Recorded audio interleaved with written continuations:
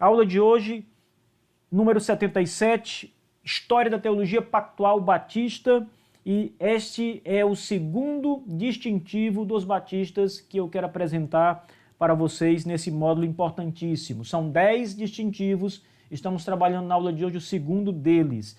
E esse distintivo, como eu frisei no princípio, ele é muito importante no nosso tempo, agora na nossa conjuntura, porque está havendo um debate muito grande a respeito da teologia batista.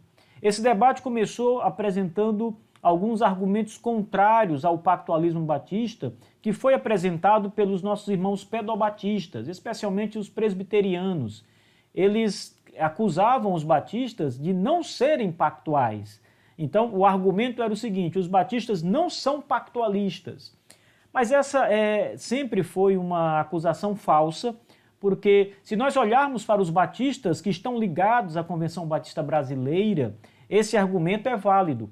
Mas se nós olharmos para os batistas históricos, para aqueles que foram o movimento fundador dos batistas na Inglaterra, em 1638, e que se desenvolveu mais tarde, como nós vamos ver logo mais, pelo mundo todo, essa afirmação ela não é correta. Os batistas nascem com uma teologia pactual muito bem definida.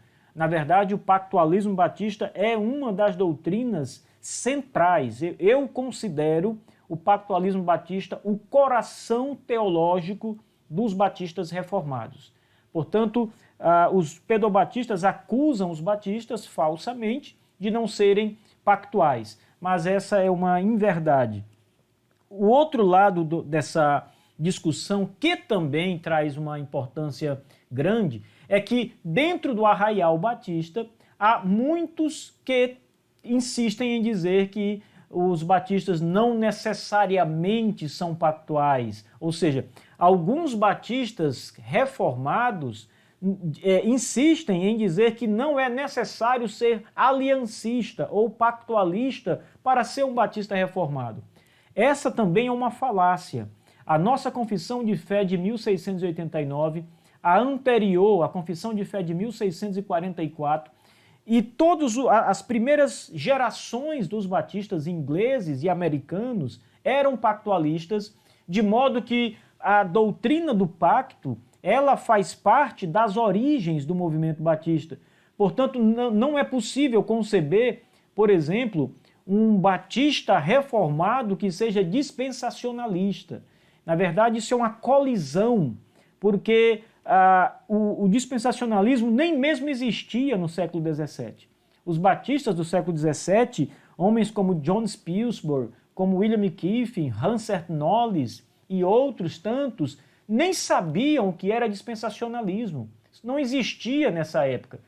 Todos esses batistas que são signatários da confissão de fé, eles eram essencialmente pactualistas, essencialmente aliancistas. Portanto, ser um batista reformado está ligado, intrinsecamente ligado ao aliancismo. Se você é um batista confessional, você não pode deixar o aliancismo de lado, porque, como nós veremos, parte do bojo da Confissão de Fé Batista de 1689, ele está estruturado, como diz o James Renihan, em cima de um pensamento pactualista, de uma teologia pactual.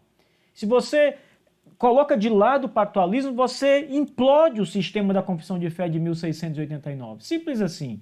Se você diz, eu sou um batista e tenho a confissão de 1689 como a minha confissão de fé, mas você nega o aliancismo batista, se você é um dispensacionalista, por exemplo, você implode a confissão. É impossível que você seja um batista reformado e ao mesmo tempo seja um dispensacionalista. Então, os batistas precisam, nos dias atuais, trabalhar em cima combater em cima dessas duas áreas. Primeiro, nesse argumento falso dos pedobatistas, de que os batistas não são aliancistas, e, segundo lugar, no argumento que alguns supostos batistas reformados têm apresentado, aonde excluem o aliancismo e colocam no seu lugar o dispensacionalismo. A gente vai trabalhar sobre isso na aula de hoje, mas especialmente mostrando o histórico do pactualismo entre entre os batistas.